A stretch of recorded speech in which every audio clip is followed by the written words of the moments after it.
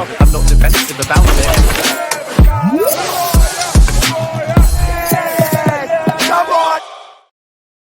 Yes, people, what's happening? Welcome back to the channel. Welcome to another video. First things first, guys, make sure you smash the like, subscribe if you're new around here. All of that good stuff. You lot know exactly what to do. And in today's video, we're going to be diving into the article from The Athletic where the sporting directors, Paul Winstanley and Lawrence Stewart, have pretty much been patting themselves on the back again.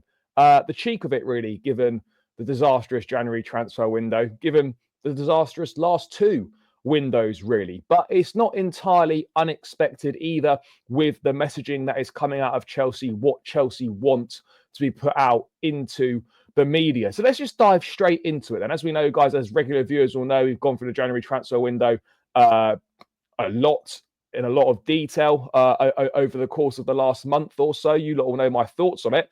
But let's dive into what the Athletic article has been saying and some of the key talking points from it and key takeaways.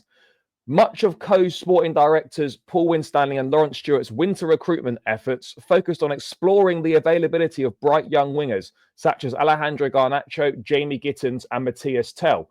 Right, well, interesting, guys, that your plan was not really to strengthen the squad in the window for the remainder of the season to help us qualify for the Champions League. You, in fact, made the squad worse.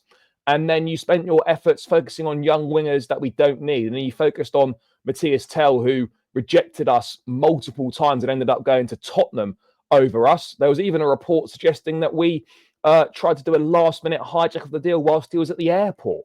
You know, what sort of insanity is going on here? Alejandro Garnacho, yeah, sure, we looked at him. A bid never materialised in the end. And obviously, Jamie Gittins is one of a number of players who is attracting interest from Chelsea and many of Europe's top clubs in what's going to be a very difficult race for his signature in the summer. But what I want to know is obviously I understand we're looking at wingers potentially because we don't know when Mykhailo Mudrik's going to play again because of his positive doping test. But guys, surely you can do more than one thing at once.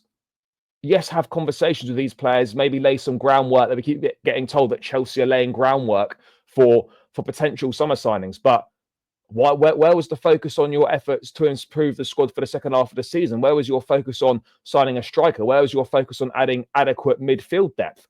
That's what I'd like to know. And I mean, I'm sure these guys are nice people away from what they do for Chelsea. But when I just see those faces, it just annoys me, makes me irritated. Makes me a little bit angry when I see the faces of these guys because, lads, what have you been doing for the last month? What have you been doing?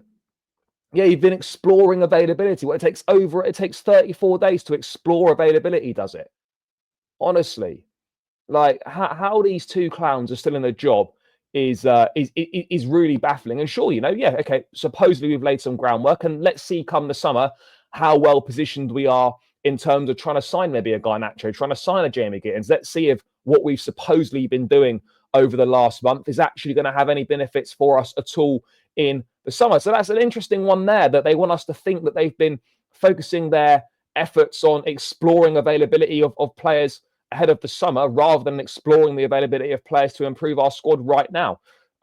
Yeah, the gift that keeps on giving. In terms of other bits from the article as well, there was an overall sort of feeling on Chelsea's recruitment that, you know, Chelsea feel like they're going in the right direction. And this bit here, Chelsea believe their focus on bringing down base salaries and recruiting youth is creating an environment where even signings who do not work out at Stamford Bridge can realistically attract buyers elsewhere in the Premier League, Europe or Saudi Arabia.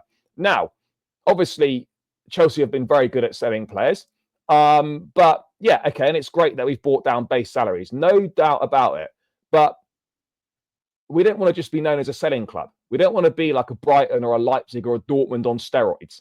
The idea is, guys, that generally speaking, you bring players in, they contribute for a sustained period of time, and then you move them on. The idea is not to buy players and sign them up on 7-year contracts and then 6 months to a year later ship a load of them out, like has been happening in recent times. And the Premier League, other clubs in Europe, Saudi Arabia, they're not always going to be there to bail us out for our shortcomings in the transfer market and to cover up for the blatant mistakes that we have made and the mistakes that we are likely to continue to make over the remainder of the season. It's laughable, really, in my view. It's laughable that we just constantly think that, yeah, because we're signing a load of young players, that other teams are going to want them. And this is what the model is. It's player trading. That's what it is at the end of the day. And player trading, generally speaking, only has an upside for one team. It doesn't have an upside for both. Yes, we will get a profit on some players, but a lot of the players we sign that don't work out, we won't get a profit on them. And then we'll end up in a situation like we did with Cassidy, where we're spending best part of a month to negotiate a £12 million transfer for someone that didn't really contribute anything to Chelsea, and we're trying our absolute best to scrape money back.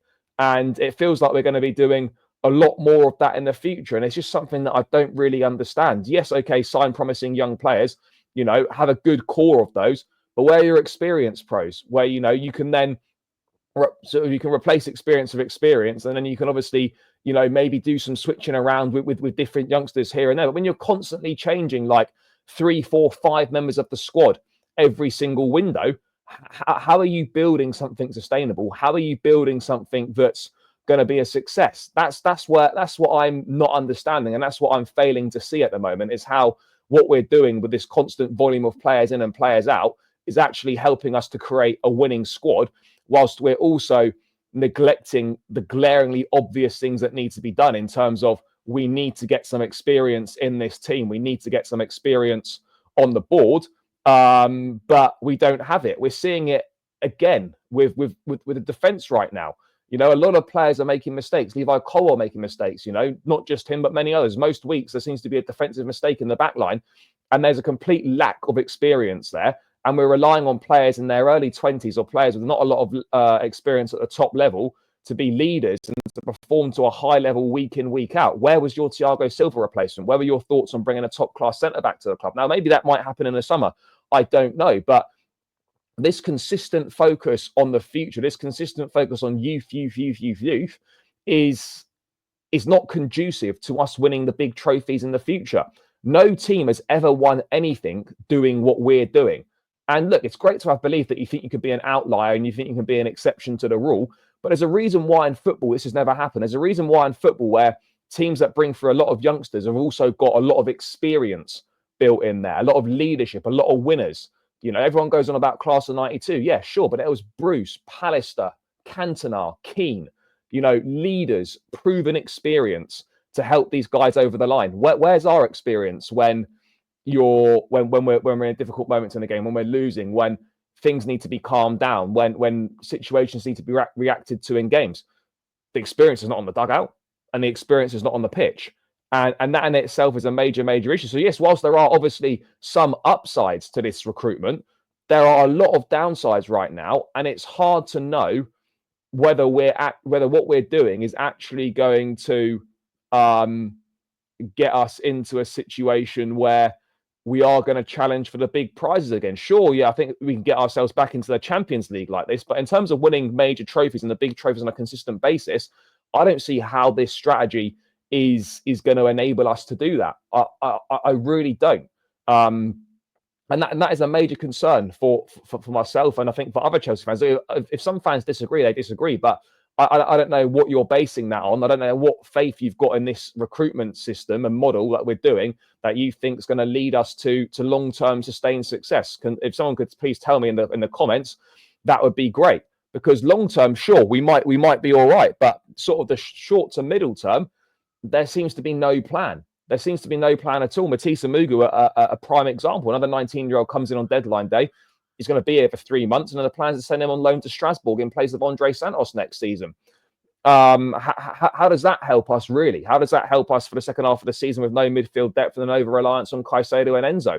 It's just certain decisions that are being made are not adding up. Certain decisions that are being made aren't in the best interests of the squad.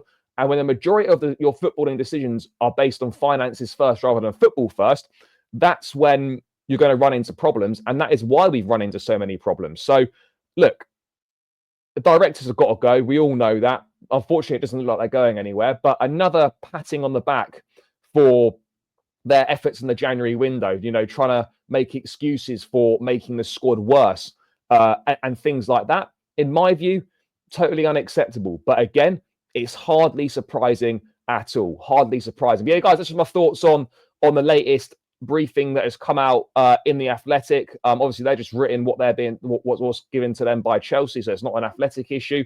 But yeah, it's what Chelsea want you to hear. And guys, it's important that we don't fall for this. It's important that we continue to put the pressure on these guys in those positions of power to try and get some level of change. But yeah, guys, that's just my thoughts. Smash the like, subscribe, leave your thoughts in the comments below, and I'll catch you again in another one soon. Up the Chelsea, and we're out.